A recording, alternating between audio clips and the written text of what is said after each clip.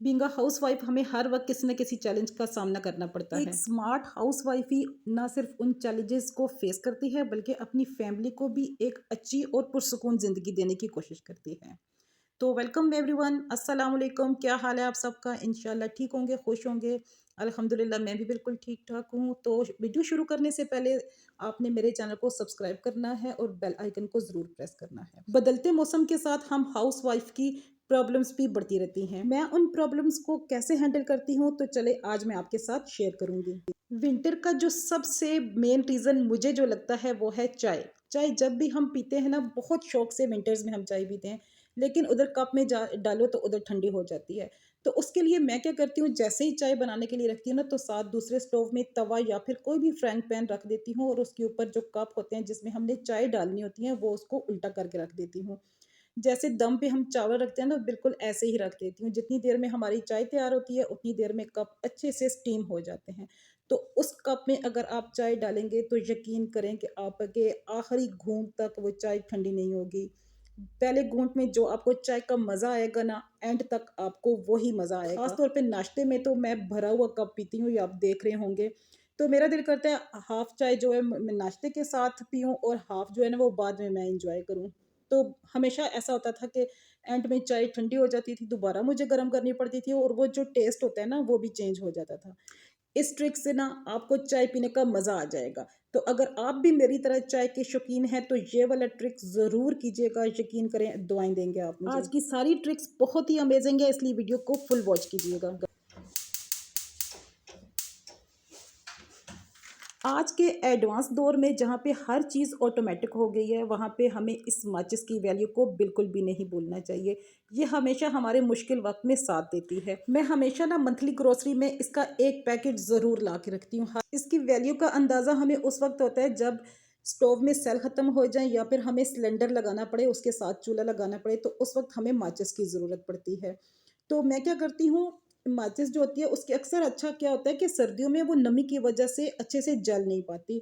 तो जो एक जो होती है डिब्बी होती है, अक्सर जो हम बाय रखते हैं, सम टाइम होता है कि एक ही हमारे पास रह जाती है, तो वो क्या होता है कि नमी की वजह से जलती नहीं है। तो उसकी सारी तीलियाँ आपने क्या करना है, बाहर निकाल के अपना कोई भी पुराना नेल पेंट या नया भी है तो बिल्कुल हल्का सा इसके टॉप पे लगा दें अच्छी तरह से, और इसको खुश्क करके ना दोबारा से पैक कर दें।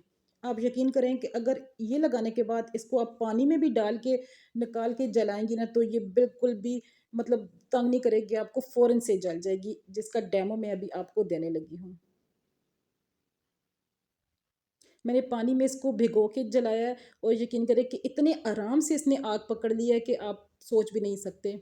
सिर्फ 2 मिनट लगते हैं ये प्रोसेस करने में और आपका इतना बड़ा मसला हल हो जाएगा कि आप यकीन नहीं करेंगे। अच्छा, ऐसे होता है कि कभी माचिस गीली हो जाती है, पूरा पैक कभी पानी में गिर जाता है, मेरे साथ तो अक्सर ऐसे हो जाता है। तो फिर क्या करें कि तवे को अच्छे से गर्म करके चूल्हा बंद कर दें और उसके ऊपर जितनी भी आपकी ये माचिस के बॉक्स हैं, उसको रख दें। 5 मिनट के बाद जब आप आके देखेंगे तो ये बिल्कुल ड्राई हो जाएँगे, बिल्कुल खुश्क हो जाएँगे, और माचिस को हमेशा बॉक्स के अंदर रखें, वो कभी भी नमी नहीं पकड़ेंगे।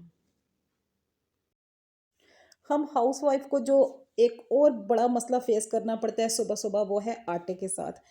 सो के उठता है बंदा वैसे ही सुस्त होता है, और उठने के बाद हमें जब नाश्ता बनाना पड़ता है और हम इस सख्त आटे की रोटी बनानी पड़े, तो यकीन करें कि नानी याद आ जाती है। और दूसरी बात ये है कि इसके ऊपर ना पेपड़ी जम जाती है, तो उसको हैंडल करना बहुत ही मुश्किल हो जाता है। इस सर्दी में फ्रिज के बाहर भी हमारी कुल्फियाँ जम रही हैं, तो यकीन करें फ्रिज के अंदर क्या हाल हो जाता होगा चीज़ों का। तो इसका हल यही है कि आप हमेशा आटा रात को गूँदा करें, मतलब शाम को गूँदा करें रोटी बनाने के बाद, और उसको किचन की विंडो में या फिर कहीं भी किसी ऐसी जगह पे जहाँ पे हवा आ रही हो ना, वहाँ पे रखें। अगर आप सोचिए, हमारी नानी दादियाँ जो होती थी, आटा जो गूँदा हुआ बच जाता था, अक्सर तो वो फ्रेश आटा गूँध के बनाती थी, लेकिन जो बच जाता था उसको हमेशा ओपन एयर में रखती थी। उससे ना सिर्फ आटा सॉफ्ट होता था और ख़राब भी नहीं होता था, और बहुत ही आराम से आप उसका पेड़ा बना के और रोटी बना सकते हैं, आपको पता भी नहीं चलता। अगर आटा अच्छा सॉफ्ट हो, पेड़ा अच्छा बना हुआ हो, तो रोटी बनाना कुछ मुश्किल नहीं होता। जो हमारी दूसरी प्रॉब्लम आती है सुबह-सुबह, वो है घी। जब हम पराठा बना रहे होते हैं, तवे पे पराठा डालते हैं, उधर हमारा पराठा पक रहा होता है और हम जो है वो घी निकालने की कोशिशों में लगे होते हैं।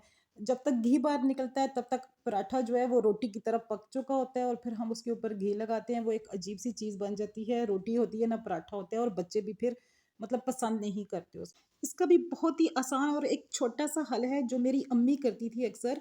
वो क्या करती थी, छोटे से किसी कंटेनर में इस तरह का कोई स्टील का कंटेनर ले लें आप, प्लास्टिक और काँच का ना हो, बाकी आप स्टील या किसी भी चीज़ ऐसी ले सकते हैं जो गरम की जा सके ना, उसमें घी अलग से डाल के रख देती थी। हमेशा क्या होता था कि वो चाय के साथ तवा चूल्हे पे रख देती थी और उसके नीचे ना हल्की आग लगा देती थी। रात का बचा हुआ सालन या फिर जिसमें घी पड़ा होता है ना बर्तन में, वो तवे के ऊपर रख देती थी। जितनी देर में रोटी तैयार होती थी, उतनी देर में जो घी होता है ना, वो भी गरम हो जाता था अच्छे से। तो आप आराम से रोटी के वो जो पराठा होता है, उसके ऊपर घी लगा लें। बल्कि जितने भी आप पराठे बनाते हैं, उसके लिए वो सारा घी इनफ हो जाता था। आप आराम से उसको पका सकते हैं। ये होता है ना कि अगर आप एक ये भी होता है कि थोड़ा-सा घी आप कोशिश करके निकालेंगे, दूसरे पराठे के लिए फिर आपको निकालना पड़ेगा, तीसरे पराठे के लिए फिर निकालना पड़ेगा। तो इससे बेहतर यही है कि आप एक छोटा-सा कंटेनर ले लें, ख़ास तौर पे विंटर्स में। तो उसको हमेशा जब भी आप तवा रखें चूल्हे के ऊपर, तो उसको ना रोटी बनाने में जितनी देर लगती है, तो आप उसको तवे के ऊपर रख दें। आप यकीन करें कि वो सारा घी सॉफ्ट हो जाएगा और आप आराम से जितने मर्ज़ी पराठे बना सकते हैं। मैं तो हमेशा विंटर्स में ऐसे ही करती हूँ, दूसरे बड़े जार को मैं हम साइड पे कैबिनेट में रख लेती हूँ। हमारे घर में तो ज़्यादा पराठे बनते भी नहीं हैं, लेकिन इस तरह बनाने बनाने से यकीन करें बहुत ही सहूलत हो जाती है और आपका टाइम भी बच जाता है।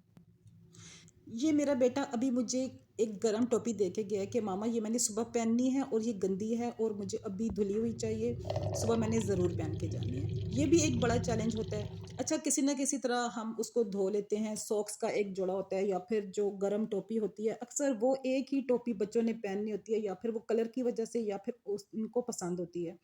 धो तो हम लेते हैं, मतलब मैं अक्सर क्या करती हूँ, मग्गे में पानी डाल के तो इधर ही बेसन में खड़े होके ना उसको फटाफट से धो लेती हूँ और उसको अच्छे से निचोड़ लेते हैं। लेकिन असल जो मसला होता है ना, वो उसको होता है स्पिन करने का। ज़ाहिर है हम एक टोपी के लिए मशीन तो चला नहीं सकते, तो उसके लिए मैं क्या करती हूँ, शुरू से मेरी ये रूटीन है कि जब कोई एक ऐसी छोटी चीज़ धोनी पड़े ना, तो उसको मैं ड्राई ऐसे करती हूँ। आप यकीन करें कि इतने अच्छे से ड्राई हो जाती है। कोई भी टॉवल लेके उसके एक साइड पे आप टोपी या सॉक्स जो भी चीज़ आपने धोई है उसको रख के उसके ऊपर टॉवल दोबारा से बिछा के ना, तो उसको ऐसे रोल कर दें जैसे हम शवारमा बनाते हैं ना, बिल्कुल ऐसे ही।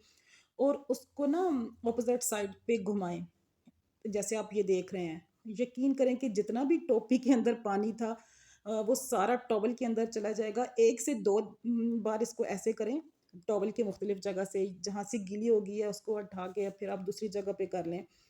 और ये 80% तक खुश्क हो जाती है। जितना हम उसको ड्रायर में डाल के ना, स्पिनर में डाल के स्पिन करते हैं, तो हमें बाहर मिलती है टोपी या कोई भी गर्म चीज़, तो बिल्कुल उतनी ही ये ड्राई हो जाती है। हमेशा मैं ऐसे करती हूँ, सॉक्स, टोपी या कोई भी मफरल वगैरह मुझे एक चीज़ धोनी पड़े, क्योंकि मेरी ऑटोमेटिक मशीन है वो, तो मैं कपड़े उसी में स्पिन करती हूँ अगर हाथ में धोऊँ।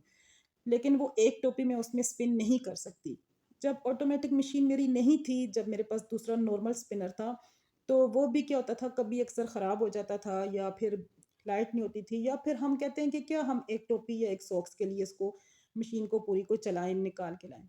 तो इस तरह आप यकीन करें कि इतने अच्छे से वो स्पिन हो जाती है। उसके बाद अगर आप हीटर है ब्लोअर वाला, उसके सामने रख लें, 1-2 दफ़ा उलटने से ना अच्छे से खुश्क हो जाएगी। एक और इसका ये तरीका है जो मैं अक्सर करती हूँ कि एक कोई भी जो शॉपर होता है पॉलीथीन बैग, उसको टोपी को उसके अंदर डाल के, तो हेयर ड्रायर जो होता है ना, उसकी गर्म वाली जो एयर होती है, उसको ऑन करके तो मैं उसके अंदर लगाती हूँ। विद इन 2 मिनट ये टोपी बिल्कुल कोज़ी, नरम, गरम आपको मिलेगी। मतलब आप उसी वक़्त इसको पहन सकते हैं। बहुत ही अच्छे से ये सूख जाती है। सॉक्स को भी मैं ऐसे ही करती हूँ।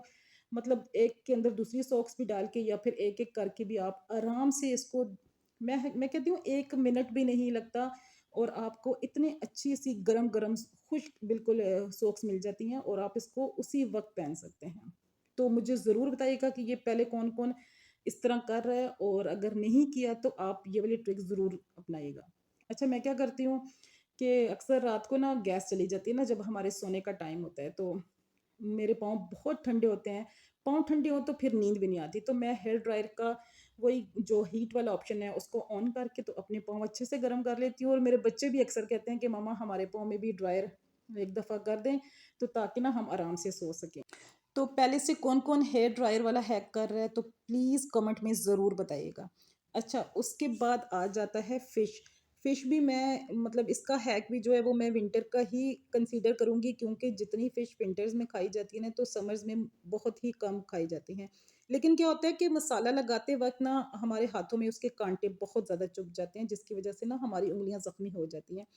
तो मेरी अम्मी क्या करती थी कि एक अच्छा-सा पॉलीथीन का बैग ले लेती थीं, सॉरी, मतलब साफ-सुथरा होना चाहिए, उसमें कोई सुराख नहीं होना चाहिए। तो उसमें आप जो भी मसाले डालते हैं, बाज़ार का जो होता है या फिर घर का, मैं तो हमेशा घर का ही मसाला डालती हूँ। चलिए मैं आपको फटाफट से बता देती हूँ कि मैं कौन-कौन से मसाले डालती हूँ। सबसे पहले तो मैं सफ़ेद ज़ीरा, अजवाइन, लहसुन की 2-3 कलियाँ और जो बड़ी वाली मिर्च होती है ना, ह लाल वाली, वो डाल के ब्लेंडर में अच्छे से ब्लेंड कर लेती हूँ और वो डाल देती हूँ। उसके बाद सूखा धनिया का पाउडर और नमक, हल्दी डाल के, अगर आप चाहें तो सुरख मिर्च का पाउडर भी डाल सकते हैं, और 1 चम्मच बड़ी वाली जो बेसन की, और उसके अंदर सिरका उतना डालती हूँ जिससे ये अच्छा-सा पेस्ट बन जाए। बस उसको मिक्स करने की ज़रूरत नहीं है, उसके अंदर आपकी जो फ़िश है उसके पीस हुए हैं वो डाल के और शॉपर को अच्छे से घेरा लगा दें। घेरा लगाने के बाद आप शॉपर को अच्छे से शेक करें। इस तरह क्या होगा ना कि अच्छे से मसाला भी लग जाएगा और आपके हाथों में कांटे भी नहीं चुभेंगे, और इतना अच्छा मसाला इसके अंदर लगता है, आप यकीन करें कि कोई बर्तन भी गंदा नहीं होता। अच्छा, यहाँ पे मुझसे एक गलती ये हुई कि मैंने नीचे ना कोई ट्रे या कोई वो जो कटिंग बोर्ड है वो नहीं रखा, तो इसकी वजह से मेरा जो काउंटर है ना वो थोड़ा सा मेसी हो गया था। तो आप हमेशा नीचे कोई भी कपड़ा या फिर जो होता है सिल वगैरह रख के, तो तभी इस तरह का काम करें। ये देखें कितना अच्छे से मसाला लग गया ना फिश के ऊपर, हाथ भी गंदे नहीं हुए, कोई कांटा भी नहीं चुभा, तो अच्छे से सब तरफ मसाला अच्छे से लग गया है। तो जब भी फिश बनाएं कोशिश करें मसाला इसी तरह लगाएं, इससे ना आपको कोई कांटा चुभेगा, ना आपका कोई बर्तन गंदा होगा। बस आराम से फिश के ऊपर मसाला लगाएं, शॉपर को लपेटें और डस्टबिन में डाल दें।